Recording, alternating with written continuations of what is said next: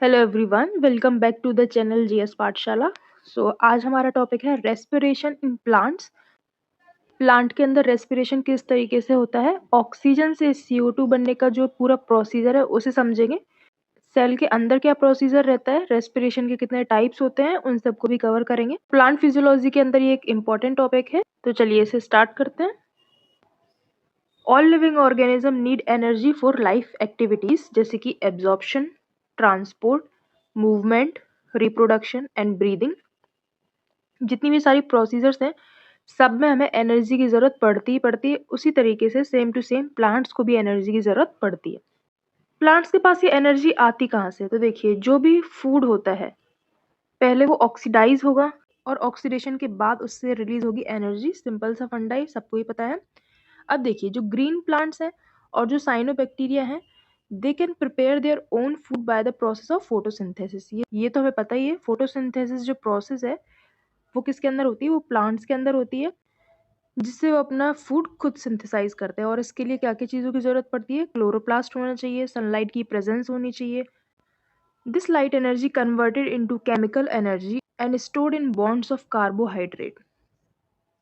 तो सिंपल सा फंडा है, फोटोसिंथेसिस के अंदर हुआ क्या, जो भी हमारी लाइट एनर्जी है वो कन्वर्ट हो गई है इनटू केमिकल एनर्जी। ठीक है, तो आपको जैसे ऑप्शन में आता है कि फोटोसिंथेसिस की प्रोसेस में किस प्रकार की एनर्जी दूसरी एनर्जी में कन्वर्ट हो जाती है, तो लाइट एनर्जी कन्वर्ट हो जाती है इनटू केमिकल एनर्जी। देखिए, एनिमल्स क्या करते हैं टू गेट एनर्जी? एनिमल्स को एनर्जी मिलती है प्लांट से। ठीक है, यानी कि ये अपना फूड खुद सिंथेसाइज नहीं करते हैं, ये डिपेंड होते हैं ऑन द प्लांट्स। तो देखिए, जो फूड को खुद बनाने की प्रोसेस है वो तो हो गई फोटोसिंथेसिस। एनिमल्स जो कि प्लांट के ऊपर डिपेंडेंट थे, तो इन्हें हम बोलते हैं हेटेरोट्रॉफिक। दूसरों के ऊपर डिपेंड है फॉर देयर फूड, तो इन्हें हम बोलेंगे हेटेरोट्रॉफिक। अब इसमें भी दो टाइप्स आते हैं, हर्बीवोर एंड कार्निवोर। ठीक है, तो देखिए, हर्बीवोर किसे बोलेंगे हम? ऐसे एनिमल्स जो कि प्लांट से डायरेक्टली अपना फूड लेते हैं। डायरेक्टली यानी कि प्लांट का कोई पार्ट हो गया, लीव्स हो गए, स्टेम्स हो गए, उनको खा के वो एनर्जी लेते हैं, तो हर्बीवोर हो गए। कार्निवोर हम कब बोलेंगे? जब एक एनिमल किसी दूसरे एनिमल को एज अ फूड यूज करे, डायरेक्टली ना होके इनडायरेक्टली प्लांट पे डिपेंडेंट है ये। अब देखिए, एक नेक्स्ट ग्रुप अगर हम देखें, फंजाई। तो देखिए, जो फंजाई होता है, फंजाई कैसे होते हैं? सेप्रोफाइट। सेप्रोफाइट्स यानी कि they are dependent on the dead and decaying matter. ये फंजाई क्या करते हैं? कोई भी डेड मैटर होता है, आपने देखा होगा जितनी भी फंगस होती है कहाँ ग्रो होती है? कोई डिकेइंग मैटर के ऊपर ग्रो होती है। ये पहले वहाँ पे एंजाइम को रिलीज करते हैं और जो भी मटेरियल होगा उसको डिग्रेड करते हैं छोटे छोटे पार्ट्स में, और फिर उसको यूज करते हैं एज अ फूड। तो इस क्लास को हम क्या बोलते हैं? सेप्रोफाइट्स। अब चलते हैं अपनी मेन रेस्पिरेशन की प्रोसेस पे कि प्लांट्स के अंदर रेस्पिरेशन होता कैसे है। देखिए, mechanism of break down of food material within the cell to release energy and the trapping of this energy for the synthesis of ATP। ये हमारी हो गई सेलुलर रेस्पिरेशन की प्रोसेस। सीधी सिंपल भाषा में अगर हम देखें तो फूड मटेरियल से एनर्जी लेने की जो प्रोसेस है वो हो गई हमारी सेलुलर रेस्पिरेशन। अब ब्रेक डाउन पूरी सेल के अंदर होता कहाँ है? तो सेल का जो भी स्ट्रक्चर है उसमें अगर हम देखें, दो ऑर्गेनील होते हैं। एक तो हमारा हो गया क्लोरोप्लास्ट, ओके, और दूसरा हमारा क्या हो जाएगा इस तरीके से? माइटोकॉन्ड्रिया। दो आपको ऑर्गेनील याद रखने हैं जिनमें ये रेस्पिरेशन की प्रोसेस होती है। अब देखिए, हम जो बोलते जा रहे हैं ना जब से कि एनर्जी लेते हैं प्लांट्स, एनर्जी लेते हैं, बट वो एनर्जी किस फॉर्म में बनती है? वो एनर्जी बनती है in the form of ATP।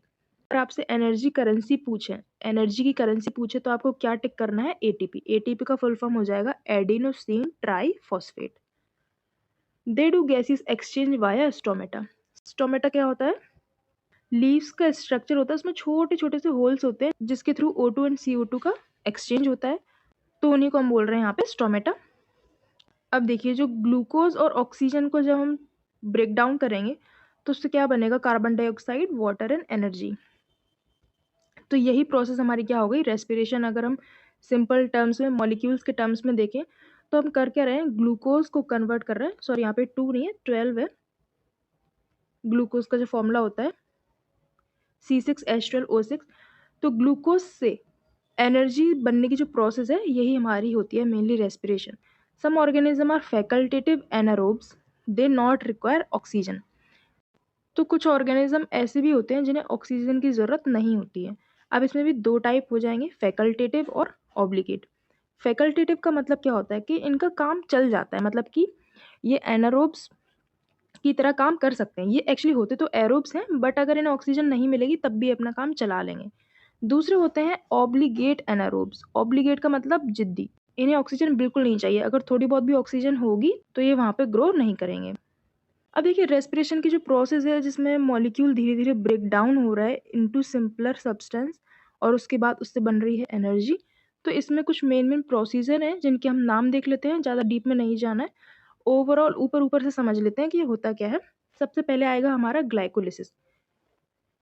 Glycolysis का मतलब क्या हुआ, अगर आप इसे ब्रेक डाउन करें तो ग्लाइकोज का मतलब हो जाएगा शुगर, लाइसिस का मतलब हो गया टूटना, यानी कि शुगर को हम स्प्लिट कर रहे हैं। सीधे सिंपल शब्दों में break down of glucose to pyruvic acid. क्या बना रहे हैं यहाँ पे, पायरोविक एसिड, एक बीच का इंटरमीडिएट सब्सटेंस है। अगर आपको नाम याद रहता है तो बहुत अच्छी बात है। ये 3 कार्बन का कंपोनेंट होता है, कॉम्प्लेक्स बोल सकते हैं। इसके अंदर 3 कार्बन होते हैं। पायरुविक एसिड के बाद 3 प्रोसीजर के अंडरगो ये जाता है। पहली प्रोसेस हो जाएगी लैक्टिक एसिड फर्मेंटेशन, दूसरी अल्कोहलिक फर्मेंटेशन, तीसरी जो मोस्ट कॉमन है एरोबिक रेस्पिरेशन। तो ग्लाइकोलिसिस के बाद ये 3 प्रोसेस होती हैं, इन्हें देख लेते हैं। सबसे पहले देखते हैं फर्मेंटेशन। फर्मेंटेशन का मतलब आपको पता ही होगा, जब इनकम्प्लीट ऑक्सीडेशन ऑफ ग्लूकोज होता है in the absence of oxygen, जब ऑक्सीडेशन होता है ग्लूकोज का।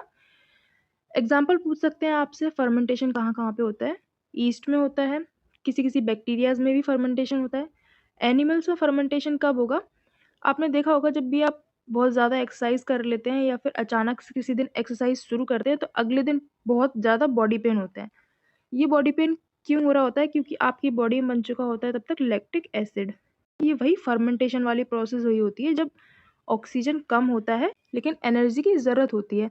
तो in the absence of oxygen जितनी भी एनर्जी बॉडी बना पाता है वो बनाता है बाय फर्मेंटेशन प्रोसेस। अब देखते हैं एरोबिक रेस्पिरेशन क्या होता है। एरोबिक रेस्पिरेशन में क्या होता है, जैसे हमने देखा ग्लूकोज से पहले बनेगा पायरुविक एसिड यानी कि पायरोवेट। पायरोवेट के बाद वो ट्रांसपोर्ट होता है इनटू माइटोकॉन्ड्रिया।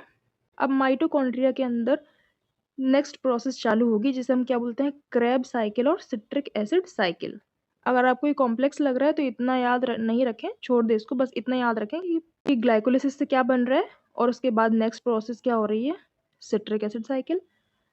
इसकी साइट याद रखिए कि ये हो कहाँ पे रही है। तो सिट्रिक एसिड साइकिल या हम इसे क्रेब साइकिल भी बोलते हैं, ये होती है हमारी माइटोकॉन्ड्रिया के अंदर, माइटोकॉन्ड्रिया मैट्रिक्स में, और मेनली यहाँ से निकलती है एनर्जी। अब ये पॉइंट आपको याद रखना ज़रूरी है क्योंकि हमें पता है जो माइटोकॉन्ड्रिया होता है उसे हम क्या बोलते हैं, power house of the cell.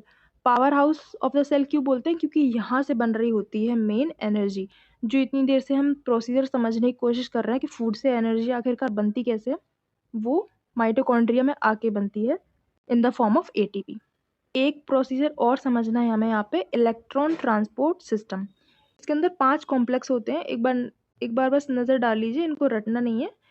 NADH जो हाइड्रोजनेस जिसे कॉम्प्लेक्स 1 बोलते हैं, इसी तरीके से FADH2 कॉम्प्लेक्स 2, 3, 4, 5 5 कॉम्प्लेक्स होते हैं। ये भी हेल्प करते हैं हमारे एटीपी सिंथेसिस की प्रोसेस में। तो देखिए ग्लाइकोलिसिस के बाद हम बढ़े TCA साइकिल यानी कि क्रेब साइकिल की तरफ, और उसके बाद इलेक्ट्रॉन ट्रांसपोर्ट सिस्टम। अब अगर ओवरऑल देखा जाए तो 1 मॉलिक्यूल ऑफ ग्लूकोज जब ब्रेक डाउन होगा, जब it undergo through aerobic respiration, तो उससे हमें मिलते हैं 38 ATP मॉलिक्यूल्स। और अगर वही ग्लूकोज का मॉलिक्यूल फर्मेंट हो यानी कि फर्मेंटेशन की प्रोसेस के थ्रू गुजरे, तब हमें मिलते हैं केवल 2 ATP के मॉलिक्यूल। यानी कि एनारोबिक रेस्पिरेशन, फर्मेंटेशन की जो प्रोसेस है उसमें एनर्जी बहुत ही कम बनती है। ओके, तो आपको इतना याद रखना है यहाँ पे, 38 ATP और 2 ATP। अब ये एक नेक्स्ट पाथवे है जिसे हम बोलते हैं amphibolic pathway. Amphibolic pathway, amphi का मतलब क्या होता है, 2 वेज। ब्रेकडाउन जब चालू होता है तो आपको पता है हमारा फूड है उसमें केवल कार्बोहाइड्रेट तो होता नहीं है, उसमें कार्बोहाइड्रेट के अलावा प्रोटीन भी होते हैं, फैट्स भी होते हैं, तो इनसे भी तो एनर्जी मिलेगी।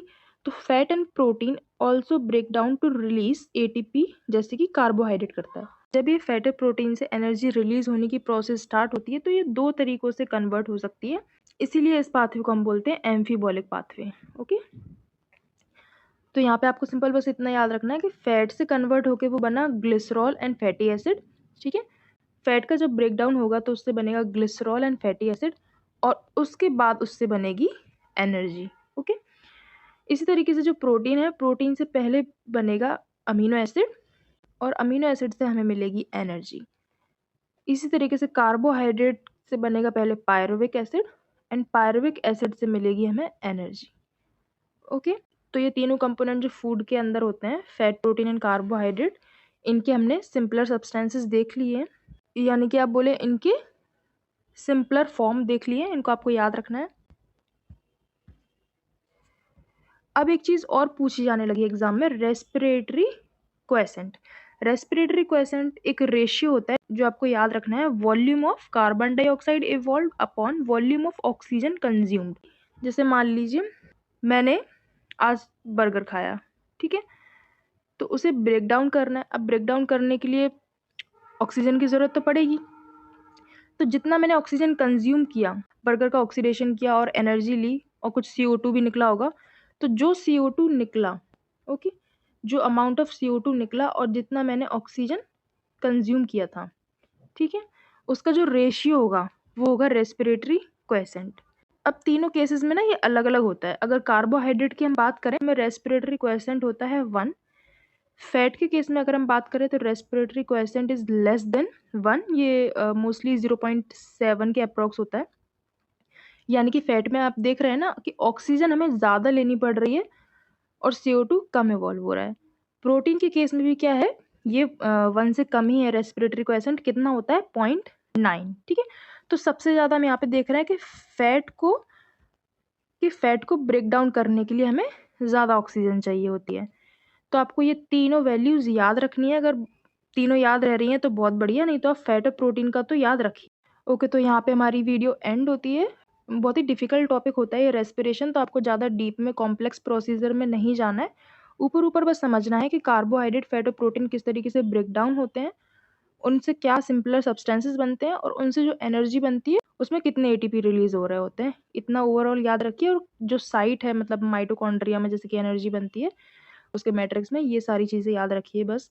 इसके बाद हम इसकी MCQ वीडियो भी लेके आएँगे तो आपके कॉन्सेप्ट और ज़्यादा क्लियर हो जाएँगे। कोई भी डाउट हो तो आप कमेंट करके पूछ सकते हैं। वीडियो अगर आपको पसंद आई हो तो एक लाइक और सब्सक्राइब करना मत भूलना चैनल को। तो चलिए हम मिलते हैं नेक्स्ट वीडियो में विद नेक्स्ट टॉपिक।